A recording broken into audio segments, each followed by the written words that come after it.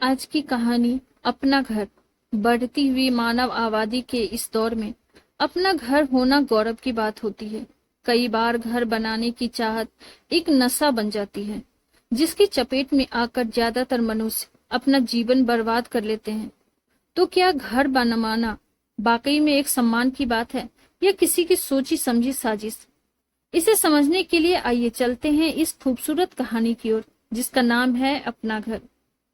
विनय शहर में एक किराए के घर में अपनी पत्नी और 2 बच्चों के साथ रहता था। वह निजी कंपनी में लिपिक के तौर पर कार्यरत था। कई साल नौकरी करने के बाद विनय ने थोड़े बहुत पैसे जोड़े थे, जिनसे वह अपना घर खरीदना चाहता था।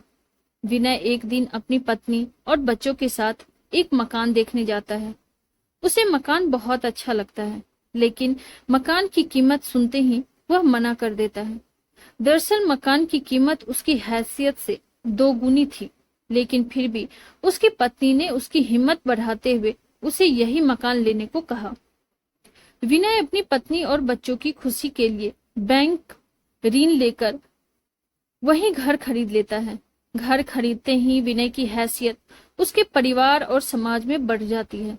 धीरे धीरे विनय को अपने घर का घमंड होने लगा और अब वह अकड़कर चलना सीख गया था। लेकिन कुछ ही महीनों के अंदर विनय की खुशी गम में बदलने लगी। ब्याज पर लिए गए ऋण की वजह से विनय की आधी वेतन कट जाती थी। शुरू में तो विनय को इसका कोई फर्क नहीं पड़ा, लेकिन जैसे ही खर्चे बढ़ने लगे तो उसे अपनी आर्थिक स्थिति की चिंता सताने लगी। फिर भी विनय जोड़ तोड़ करके अपना घर चला ही रहा था। लेकिन एक दिन अचानक विनय के छोटे बेटे की तबीयत खराब हो जाती है, जिससे वह डर जाता है और अपने बेटे को लेकर अस्पताल भागता है। अस्पताल में इलाज के दौरान पता चलता है कि बच्चे को कैंसर है और उसका ऑपरेशन करना बहुत जरूरी है, नहीं तो उसकी जान को खतरा हो सकता है।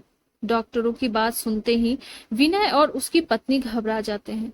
विनय की धड़कनें तेज होने लगती हैं, क्योंकि वह वैसे ही बैंक के कर्जे में लदा हुआ है। फिर बच्चे के इलाज के लिए इतने पैसों की व्यवस्था कैसे होगी? विनय को कुछ समझ में नहीं आ रहा था। उसकी पत्नी ने उसे दिलासा देते हुए पूछा, क्या तुम्हारी कंपनी हमारी कोई मदद नहीं करेगी? विनय ने कहा, हम पहले ही कर्ज ले चुके हैं, बैंक हमें दोबारा कर्ज नहीं देगा। इतना कह विनय अपने कुछ दोस्तों और रिश्तेदारों के पास मदद के लिए पहुंचता है, लेकिन वहां भी उसे निराशा ही हाथ लगती है। विनय पूरी तरह टूट जाता है। उसे समझ में ही नहीं आ रहा था कि वह क्या करे कि सारी मुसीबतों से उसका पीछा छूट जाए। रास्ते में चलते हुए अचानक उसे प्यास लगती है। तभी उसकी नजर एक विदेशी परिवार पर पड़ती है, जिसमें पति पत्नी और उनका एक बेटा साइकिल से यात्रा कर रहे थे। वह उन्हें हाथ देकर रुकने को कहता है। विनय का इशारा पाते ही विदेशी परिवार रुक जाता है। विनय उनसे पानी मांगता है। वह तुरंत विनय को पानी पिलाते हैं। विदेशी परिवार लंबे समय से कई देशों की यात्रा कर रहा था, इसीलिए उन्हें कई भाषाओं का अच्छा ज्ञान हो चुका था। थोड़ी बहुत बातचीत के दौरान विनय को जैसे ही पता चलता है कि इस व्यक्ति ने अपनी सारी संपत्ति बेच दी है और अपने परिवार के साथ सभी देशों की यात्रा कर रहा है, इस बात से विनय के मन में उथल पुथल मच जाती है, क्योंकि वह अपना घर होना बड़ी शान की बात समझता था। विनय को लगता है, आखिर कैसे कोई अपना सब कुछ बेचकर खुश हो सकता है। विनय के चेहरे के हाव भाव देखकर विदेशी व्यक्ति को उसके दिमाग में चल रही उलझन साफ नजर आने लगी।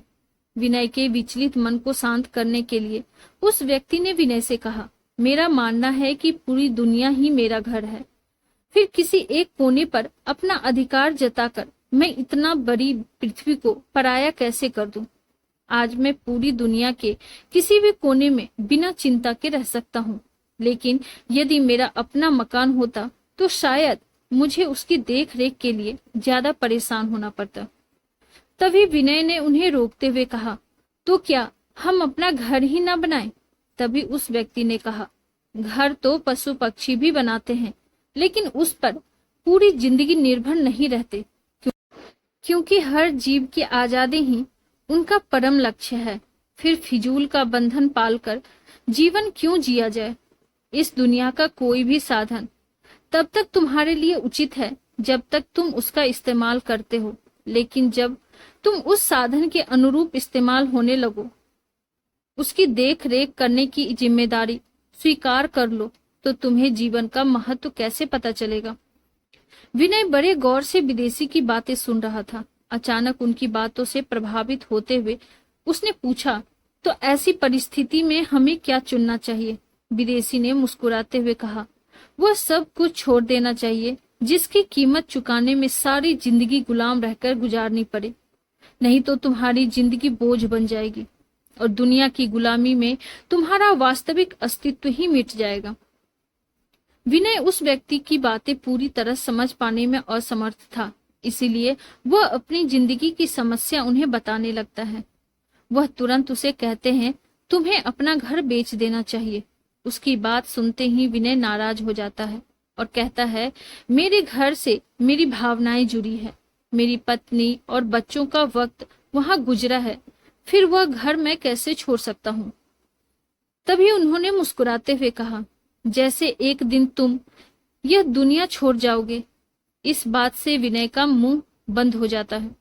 विदेशी व्यक्ति अपनी बात आगे रखते हुए कहते हैं, तुम्हें समझना होगा कि दुनिया की अर्थव्यवस्था चलाने के लिए सामाजिक सोच को बदलना बहुत जरूरी है और इसी योजना के तहत बैंक जैसी बड़ी बड़ी संस्थाओं के द्वारा मीडिया के माध्यम से हमारे दिमाग में यह भावना डाली गई है कि अपना घर होना सम्मान की बात है और हमें मानसिक तौर पर इसी बात को सत्य मान रखा है।